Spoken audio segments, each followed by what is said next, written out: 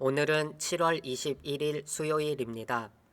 오늘 하나님께서 주신 말씀은 마태복음 7장 17절에서 20절입니다. 이와 같이 좋은 나무마다 아름다운 열매를 맺고 못된 나무가 나쁜 열매를 맺나니 좋은 나무가 나쁜 열매를 맺을 수 없고 못된 나무가 아름다운 열매를 맺을 수 없느니라. 아름다운 열매를 맺지 아니하는 나무마다 찍혀 불에 던져지느니라. 이러므로 그들의 열매로 그들을 알리라. 아멘. 진경신앙. 조선 후기의 화가 겸재정서는 진경산수화의 최고봉으로 일컬어집니다.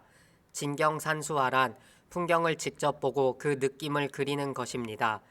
산수화가 원래 실물을 보고 그리는 것이 아닌가 생각하기 쉽지만 병자호란 전까지 조선의 산수화는 대개 관념산수화였습니다. 안견의 몽유도원도가 대표적인 작품인데 이것은 이상향에 대한 좋은 이미지를 그리는 것으로 대개 중국의 그림을 모방했습니다. 그리고 고려시대부터 내려오던 실경산수화도 있었는데 이것은 사진을 찍듯이 풍경을 있는 그대로 그리는 것으로 대개 군사지도처럼 실용적인 목적으로 사용했습니다. 한국 교회는 예배와 모임이 많습니다. 그래서 어느 정도 신앙의 연조가 생기면 성경적인 지식이 많아지고 교회와 세상에 대해 좋은 생각을 갖게 됩니다. 그런데 문제는 계속 새로운 것을 듣고 배우면서 할 말은 많아지고 자기 주장은 강해지는데 실제 본인의 삶은 성숙한 그리스도인답지 않다는 것입니다. 특히 다른 사람의 간증이나 체험을 통해 어디엔가 이상적인 교회가 있고 어디엔가 놀라운 축복이 있는 것처럼 착각하며 이것을 신앙의 목표로 삼는 것은 마치 상상 속의 이미지를 그리는 관념산수화처럼 관념적인 신앙이라 할 수 있습니다. 지난 2014년에 죽은 남편이 부활할 것이라고 믿고 남편의 시신과 7년을 동거한 약사가 붙잡힌 사건이 있었습니다. 또 2011년에는 문경의 한 야산에서 예수님처럼 십자가에 달려 자살한 사람도 있었습니다. 예수님이 죽은 나사로를 살리셨다는 것을 믿는 것은 바른 신앙이지만 죽은 내 남편도 내가 기도하면 다시 살아난다고 믿는 것은 무지입니다.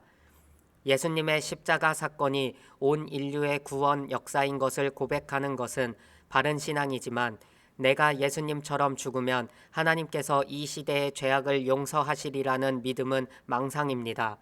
신앙생활은 성경 말씀이나 예수님의 삶을 있는 그대로 재현하는 것이 아닙니다.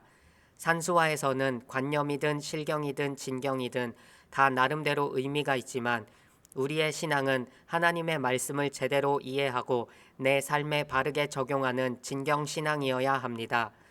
진경신앙은 일상에서 내가 실제로 하나님의 은혜를 경험하고 말씀의 영향력 가운데 유익한 열매를 많이 맺으며 살아가는 것입니다.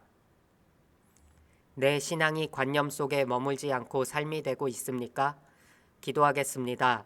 날마다 말씀으로 우리를 먹이시는 하나님, 오늘도 주님의 뜻을 배우고 깨닫게 하시니 감사합니다. 이제 그 말씀을 내 삶에 바르게 적용하여 살게 하옵소서. 그래서 일상에서 구원의 기쁨을 누리고 내 삶의 자리를 하늘나라로 만들게 하옵소서. 예수님의 이름으로 기도합니다. 아멘.